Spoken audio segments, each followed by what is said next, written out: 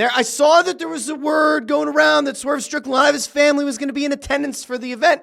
And I said, okay, Tony Khan did it. He's finally going to pivot. He's going to pivot off of this Death Riders horse shit, which isn't getting good heat. It's just really annoying.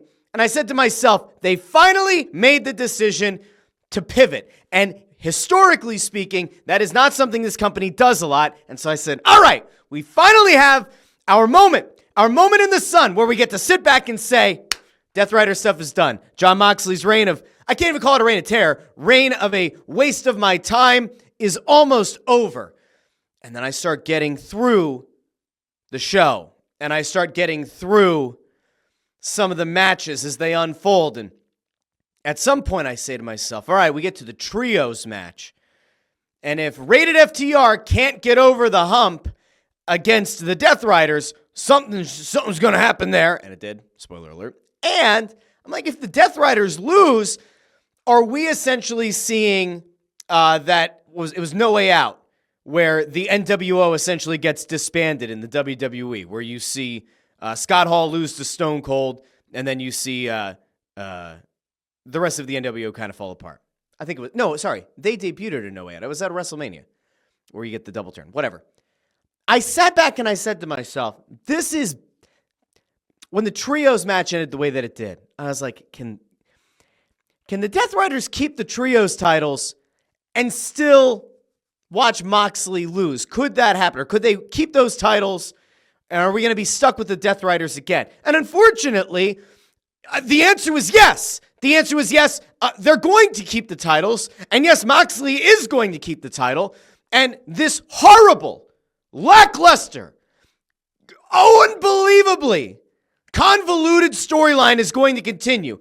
And I use storyline in quotes. And those quotes are doing a lot of heavy lifting. It's not a storyline. Or at least to this point, the storyline hasn't made a lot of sense. No one coming out of Dynasty, going into Dynasty, could actually explain what Jon Moxley's purpose was, what the purpose of the Death Riders has been for going on 8-9 months. This is like a near pregnancy. We have everybody who's going through pain right now.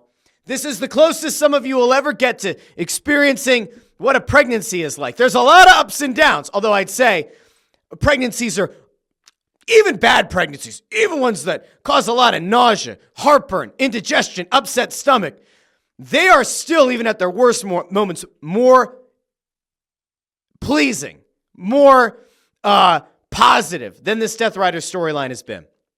9 months of this shit. 9 months of Moxley not being able to articulate what the point of any of this is. 9 months of hit or miss appearances by Pac. And Claudio sometimes looking like the guy that we hoped he would be when he left WWE. And Wheeler Yuta just existing. And, well, we saw Marina Shafir. She looked like an absolute badass. She gets exposed in a match last week or 2 weeks ago. I don't remember. It was such a lackluster performance in that match where Willow Nightingale runs laps around her and Shafir takes one for the team. But we're not even going back to litigate that. She still looked like a badass last night. But now we've seen in the ring, that work rate has not gotten particularly better. And very unlikely that she's going to develop into being, I don't know, something that even kind of sort of looks like a contender for a TBS title, for a world title. I was wildly disappointed in the card as it stood going into this week when I think there were only 6 matches announced. And I said, no, this looks like a B-level pay-per-view. And I felt like the way that they've been building around Moxley and they've been building the Death Riders thing, I said to myself, this just feels like it's going to be a Moxley win, and I don't want to go into Philadelphia to go see Moxley win again, and it probably be close to midnight. And when my almost 10-year-old was like, hey, can we go? I said, buddy, like, I'm not going to take you to a show that's not going to end until midnight, and then we're getting home at like 1:30. You're not going to sleep. You have school the next day. Again, like, I felt very good about my decision because the Moxley versus Swerve match has followed a certain kind of formula, right? And it's akin to what the Bloodline storyline was like a couple of years ago. Schmozzy finish, including the champion's family, their stable, coming in and leading to a schmozzy ending that leads to the champion retaining. Now, in fairness, back in like 2023 as the Bloodline was running roughshod over WWE, we all hated it. Many of us hated it. We didn't like the fact that we were watching many of our favorite superstars take on Roman Reigns, and no matter what, there would always be somebody. There'd be Jimmy Uso or Jey Uso or eventually Solo Sikoa. There was always somebody who was there to help Roman Reigns to retain the title and extend a historic reign as champion.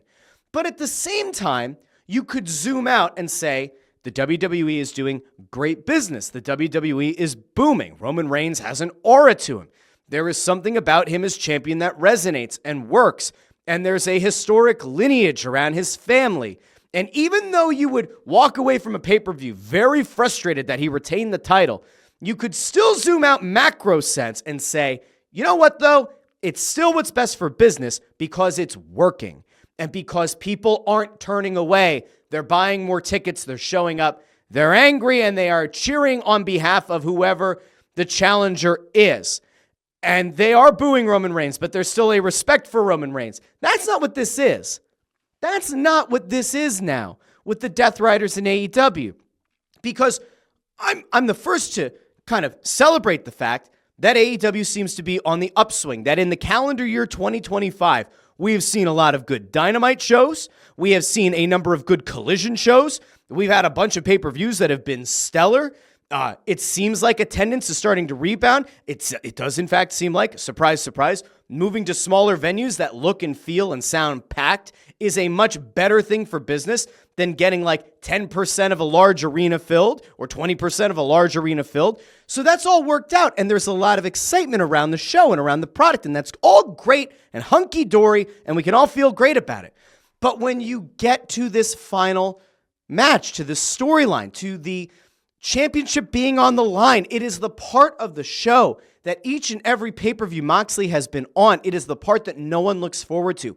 It is the part that we all actively want to walk away. You know, there's the old adage about taking a pee break or a beer break or a pizza break during the match that you're the least interested in. And typically it falls somewhere in the middle of the show. Except in this case, that pee break, that beer break, that pizza break is the main event of the show.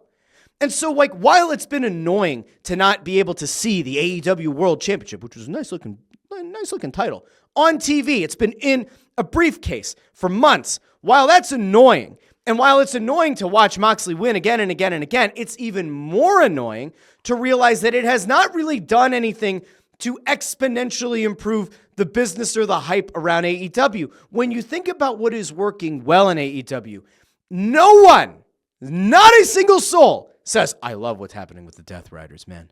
I love what the Death Riders storyline has become. I look forward to seeing Moxley get his ass kicked. No one cares. People don't care. They do not care.